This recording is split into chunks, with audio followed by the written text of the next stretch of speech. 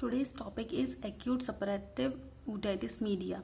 Acute suppurative otitis media क्या होता है? It is the most common infection affecting the middle ear cleft, causes severe pain, wakes up the patient at night. It is an acute inflammation of middle ear by pyogenic organisms.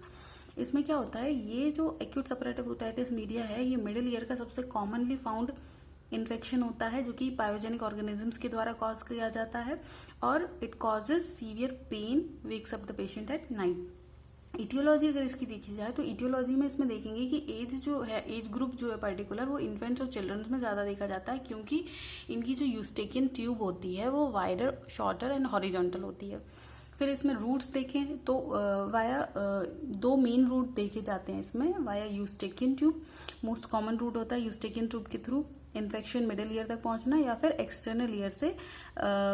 External ear से कब जा सकता है? जबकि tympanic membrane perforate हो चुकी हो। तो टिम्पेनिक मेम्ब्रेन में परफोरेशन कब होता है? Traumatic perforation of tympanic membrane. Slap on year में रप्चर ईयर ड्रम। अगर बहुत जोर से कान पे स्लैप किया जाए तो जो वैक्यूम क्रिएट होता है जिसके प्रेशर से ईयर ड्रम रप्चर हो जाता है। देन क्लीनिंग ऑफ ईयर, अगर बहुत ज़्यादा ईयर की क्लीनिंग की जाए उसकी वजह से भी मिडिल ईयर में इन्फेक्शन हो जाता है, ईयर ड्रम जो है वो रप्चर हो सकता है। हाइजीन में देखे जाए फोर्सिबल ब्लोइंग, अगर बहुत ज़्यादा फोर्स से नोज ब्लो करने पे कोई भी इन्फेक्शन जो है यूस्टेकियन ट्यूब के थ्रू मिडिल ईयर में पहुंच सकता है। स्विमिंग के टाइम पे, डाइविंग करते टाइम या फिर नॉर्मल स्विमिंग में भी वाटर जो है water enters through nose. Feeding bottle, अगर लेटे लेटे बच्चों को बच्चे फीड कर रहे हैं बॉटल से तो milk reach up to, chances होते हैं कि जो मिल्क है वो मिडिल ईयर तक पहुंच जाए क्योंकि लेटे लेटे ज़्यादा चांसेस होते हैं जिसकी वजह से इन्फेक्शन कॉज होता है। Then sudden change in atmospheric pressure, अगर एटमॉस्फेरिक प्रेशर में सडन चेंज होता है बैरो ट्रॉमा की वजह से, जैसे डाइविंग या फ्लाइंग के टाइम पे ईयर ड्रम पे प्रेशर पड़ता है जिसकी वजह से भी जो है ईयर ड्रम जो है वो रप्चर हो सकता है। नेक्स्ट आता है प्री डिस्पोजिंग फैक्टर। अब इसके प्री डिस्पोजिंग फैक्टर्स में क्या होता है जो कॉज करते हैं, मेनली देखा जाए recurrent attack of common cold, upper respiratory tract infection and exanthematous fevers like measles, diphtheria, whooping cough. ठीक है, अगर बार बार किसी को कॉमन कोल्ड है, अपर रेस्पिरेटरी ट्रैक्ट का इन्फेक्शन होता है, ज़ेंथेमेटस फीवर्स जैसे कि मीजल्स, डिप्थीरिया, वूपिंग कफ अगर बने हुए हैं कंटिन्यूअसली तो उनको चांसेस होते हैं कि मिडिल ईयर में इन्फेक्शन हो सकता है।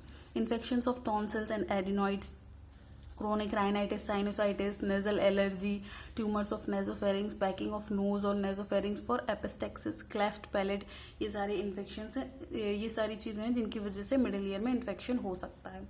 देन पैथोलॉजिकल में देखा जाए तो पैथोलॉजिकल और क्लिनिकल फीचर्स। अब पैथोलॉजी में देखें तो इसमें जो है मेनली 4 स्टेजेस होती हैं और कॉम्प्लिकेशंस भी हो सकती हैं कुछ उनकी वजह से। तो फर्स्ट स्टेज अगर देखी जाए तो फर्स्ट स्टेज क्या होती है? Stage of tubal occlusion. ठीक है, स्टेज ऑफ ट्यूबल ऑक्लूजन में क्या होता है? यूस्टेकियन ट्यूब जो होती है वो ब्लॉक हो जाती है या फिर ऑक्लूजन हो जाता है। यूस्टेकियन ट्यूब जो है यहाँ से कोई भी नोज के थ्रू इन्फेक्शन होने की वजह से जो है यूस्टेकियन ट्यूब में ब्लॉकेज हो जाता है।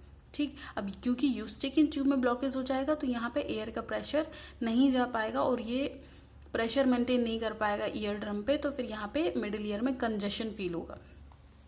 ठीक, तो इसमें इसके सिम्टम्स में आ जाएंगे, स्टेज ऑफ ऑक्लूजन में आएगा occlusion of eustachian tube and congestion in middle ear. Then symptoms अगर देखें तो फुलनेस टाइप का फील होगा पेशेंट को, सीवियर पेन, डीफनेस, टेनाइटस मतलब कि अनवांटेड साउंड, अजीब अजीब सी झंझनाहट सुनाई देगी, ऑटोफोनी, अपनी आवाजें गूंजेंगी उसको, फीवर, लेथार्जी। देन साइंस में देखें तो इसके टिम्पेनिक मेम्ब्रेन रिट्रैक्टेड दिखेगी, फ्लूइड इन द ईयर में फ्लूइड प्रेजेंट मिलेगा और टनिंग फॉक अगर टेस्ट किया जाए इसमें तो कंडक्टिव डीफनेस शो करेगा पेशेंट। देन आती है सेकेंड स्टेज।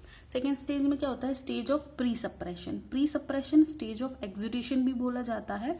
क्यों बोला जाता है? Exudate collects in middle ear and drum is pushed laterally. अब मिडिल ईयर में एक्सुडेट कलेक्ट हो जाता है और फिर वो ईयर ड्रम को पुश करता है लेटरली। टिम्पेनिक मेम्ब्रेन या ईयर ड्रम में कंजेशन फील होता है जिसकी वजह से। सिम्टम्स अगर देखें तो क्योंकि उसमें प्रेशर बढ़ रहा है टिम्पेनिक मेम्ब्रेन पे तो धीरे धीरे जो है सिम्टम्स जो है सीवियर होते जाएंगे। जो प्रीवियस फर्स्ट स्टेज के जो सारे सिम्टम्स है वो सारे ही एग्रावेट कर जाते हैं। और साइंस में देखें तो tympanic membrane congested with dilated blood vessels looks like cartwheel appearance due to oedema of tympanic membrane. Oedema tympanic membrane में इडीमा की वजह से उसकी जो टिम्पेनिक मेम्ब्रेन की जो ब्लड वेसल्स हैं वो डायलेटेड हो जाती हैं, जिसकी वजह से ये कार्टव्हील अपीयरेंस शो करता है। ठीक है, अब ये आता है क्वेश्चन, ये आता है कि कार्टव्हील अपीयरेंस जो है वो मेनली शो करता है सेकेंड स्टेज में, है ना, स्टेज ऑफ प्री सप्रेशन या फिर स्टेज ऑफ एक्सुडेशन में कार्टव्हील अपीयरेंस शो करता है। देन आता है third stage, stage of suppression. अभी प्री सप्रेशन था, अब सप्रेशन आ जाएगा। Pus in middle ear collects under tension stretches the drum. Middle ear में पस कलेक्ट हो जाएगी और जो ईयर ड्रम को स्ट्रेच करेगी और perforates by pressure and exudate start escaping into external acoustic meatus. अब क्योंकि यहाँ पे ये पस फॉर्म हो जाती है जो कि प्रेशर लगाती है ईयर ड्रम पे, जिसकी वजह से धीरे धीरे करके जो है ईयर ड्रम परफोरेट हो जाता है और जो एक्सुडेट होता है वो कलेक्ट होने लगता है एक्सटर्नल एकॉस्टिक मीएटस में। और इसमें सिम्टम्स देखें तो ईयर एक होगा, डीफनेस उसको कम सुनाई देने लगेगा, high grade fever, nausea, vomiting, convulsion होंगे। साइंस में देखे जाए तो tympanic membrane red and bulging, yellow spots, red होगी, बल्जिंग दिखेगी, ये yellow spots, nipple like protrusion, nipple like protrusion दिखेगा उसमें, जहां से बल्जिंग के द्वारा परफोरेशन होगा वो निपल लाइक प्रोट्रूजन दिखेगा। टेंडरनेस, मैस्टोइड एंट्रम में टेंडरनेस हो जाएगी कंजेशन की वजह से। देन आती है fourth stage, stage of resolution. Tympanic membrane rupture होगी, रिलीज ऑफ पस, पस क्योंकि रिलीज हो गई तो सिम्टम्स जो है वो एमेलरेट कर जाएंगे।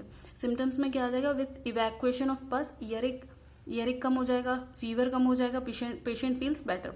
Then sign of external acoustic meatus में कंटेन ब्लड। अब एक्सटर्नल एकॉस्टिक मीएटस में ब्लड डिस्चार्ज आएगा जिसमें ब्लड भी मिक्स हो सकता है। टिंक्ड डिस्चार्ज विच लेटर बिकम्स म्यूकोप्रूलिएंट। ठीक है, तो ये एक्सुडेट जो है एक्सटर्नल एकॉस्टिक मीएटस में कलेक्ट होने लगेगा। देन इसकी कॉम्प्लिकेशंस देखें तो कॉम्प्लिकेशन इसमें क्या हो सकती है, सिम्टम्स जब नहीं अगर ट्रीटमेंट लिया गया फोर्थ स्टेज तक तो जो सिम्टम्स है वो एग्रावेट करते जाएंगे और जो ऑर्गेनिजम्स है वो धीरे धीरे और विरुलेंट होता जाएगा। Infection spread to the mastoid antrum, mastoid antrum तक। अब यहाँ से पस फॉर्म होते होते होते होते यहाँ बैग ऑफ पस बनेगा जिसको एम्पाइमा ऑफ मैस्टोइड भी बोलते हैं। तो ये मैस्टोइड एंड्रम तक पहुंच जाएगा जिसकी वजह से मैस्टोडाइटिस कॉज हो सकता है कॉम्प्लिकेशंस के टाइम पे, और ब्रेन एब्सेस हो जाता है। देन इसके ट्रीटमेंट में मायरिंगोटॉमी और मायरिंगो पंक्चर किया जाता है।